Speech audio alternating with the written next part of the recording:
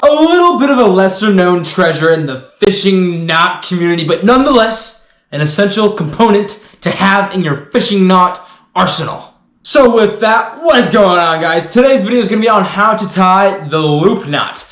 So this is episode 2 in a series of videos I'm doing on how to tie all the fishing knots I know and teaching you guys how to tie them and why I like them so much.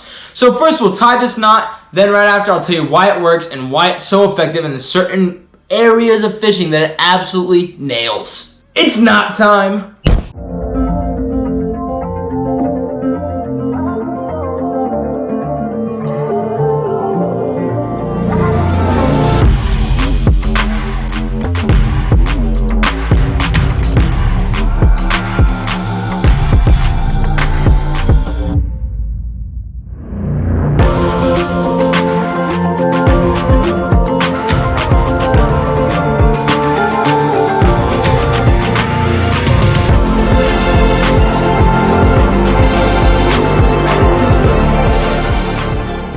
If you want to see episode 1 of this series, just click this link on whichever side it will be on the screen, and that will take you right to the video on how to tie the Palomar knot, which is one of the fastest and strongest knots in fishing. Today we're talking about the loop knot and its little secrets to giving tons of action. So y'all, to tie this knot, I'm going to be using a Z-Man Shrooms Finesse jig head, some fluorocarbon line, got my tweezers. Let's get into this. So the first thing you're going to do, you're going to leave your hook right there. First thing you're going to do is you're going to tie the most basic knot ever, just a basic overhand knot. So you're literally just going to fold it in half like this. See that loop I got right there? And then you're just going to poke through it like so, and you're going to get that loop like there. You guys see that? Then after you get that loop, then you'll come back to your hook, or in this case my jig head. And I will explain why I'm using a jig head here later, because it actually is kind of one of the things that I like to prefer to tie on with a loop knot. You know, these Ned rig jig heads or these finesse jig heads, I really like to use my loop knots to get those on. So after that, that loop is now at the base of my eye loop, just like that. Now that I've done this and I got that loop down there at the base of my eye loop, I'm going to keep holding it tight. I'm going to pinch it with this hand, this finger I'm going to pinch, and I'm going to take my tag line and I'm going to stick it up through that loop we just made down there at the base. Make sure it doesn't get tangled there on your hook. Boom, just like that. Now we have the 2 lines coming through, and now all you need to do here is you just need to wrap your tag line around your main line, and I typically do it about 3 to about 6 times. For today's video, I think I'm going to do it just about 3 times, just to keep it a little bit short. So there we go, got all wrapped, and now I'm going to pull that tight, and I'm going to stick it down through kind of like this, through that loop I made down there at the bottom, and then from there, you're kind of going to pull both tagline and main line, and you're going to try to like space it out equally. So I'm actually going to come down here, I'm going to flip that up real quick, and I'm actually going to pinch my loop so I can try to keep it as about at the length I want it at.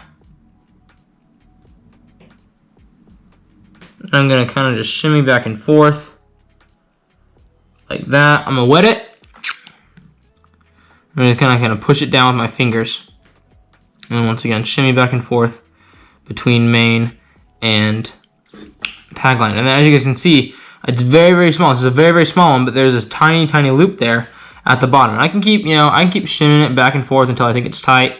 Grab right here, pull my main line a little bit, and then, grab it vice versa, pull the tag line and stuff. But the point is I kept that little loop, if you guys can see that teeny little loop down right there. Right before my hook goes, I kept that little loop there. And I'm going to straighten this thing out a little bit. I'm going to pull both of them and really just get that knot cinched down. It takes some work. You definitely got to work with this little knot to get it where it's supposed to look like. So right there, I'm going to push him down, keep pulling, and now I need to pull on this guy. But eventually you'll get something like that. So here's my tagline right here, shooting down. Have a teeny little loop up there at the top, which is the key to this entire loop knot. And then after that, I can simply just snip off my tagline. Coolest thing about this loop knot and that tagline is it actually is super weedless. As you guys can tell, I left a little bit on there just to show you guys, but that tagline shoots out the bottom of this knot. You guys see that? Unlike most knots like the Palomar knot, this tagline shoots down at the bottom. So something like this, that tagline is going down. Coolest thing about that and why that's so important is that will actually prevent you from getting a lot less snags. When that tagline is shooting up, like imagine if it was going this way, okay? If it was going like this, tons of sticks, trees, small rocks, anything can get caught on that line. And I'm not saying that this makes your hook weedless, but it does make your knot weedless so it does not grab anything anymore. Because now when it's coming down like this, it's simply just going to push over, just like that. Boom, boom, boom.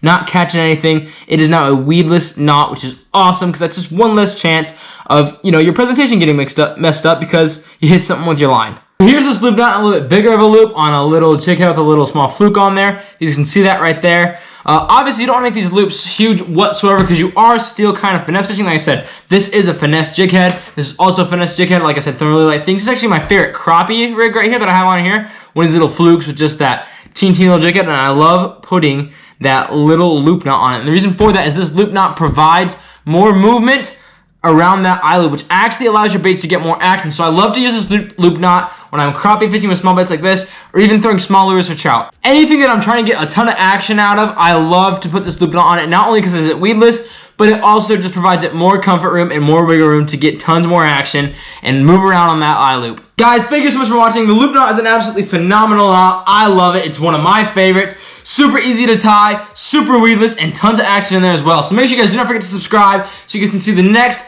episode of this knot series. Hopefully this will help you be able to tie this knot and be able to get out there and catch some monos on it as well. Also, guys, don't forget to go check out in my bio, Follow the Action Outdoor lines, so you can get some awesome apparel like this. They are outdoor apparel, made for outdoors people, made by outdoorsmen. Follow the Action is some freaking awesome stuff. I will put their link down in the description. You can get to the website from there and you can use code UNREAL for 20% off on anything in the website. Guys, that code supports me a ton and it supports them a ton. So make sure you go check out Follow the Action. Do not forget to subscribe. Happy fishing, y'all, and go tie yourself some loop knots. See you guys next time.